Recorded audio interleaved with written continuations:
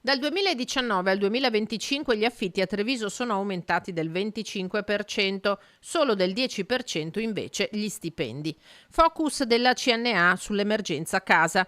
A Treviso 5 stipendi l'anno se ne vanno per affittare un appartamento di 70 metri quadri con il capoluogo della Marca 29esimo su 109 a livello nazionale per rincari e 23esimo per incidenza dei canoni di locazione sul reddito. Questi dati ci confermano quindi quanto la questione casa e la questione dell'abitare stia diventando centrale per la competitività del nostro territorio, non solo per attrarre, ma anche per trattenere tutte quelle risorse umane che oggi sono il cuore pulsante delle nostre piccole imprese.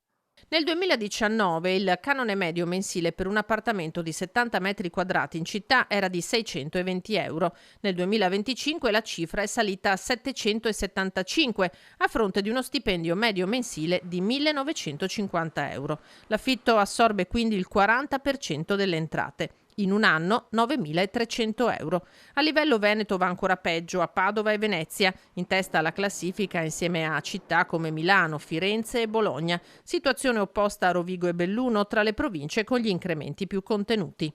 Sono urgenti quindi un piano casa, delle politiche abitative coerenti e trasversali che abbracciano tutto il sistema produttivo e soprattutto che rendano anche conveniente ai proprietari di case e di immobili l'immissione nel mercato affinché sempre di più ci sia la possibilità di risposta alla richiesta abitativa oggi sempre crescente.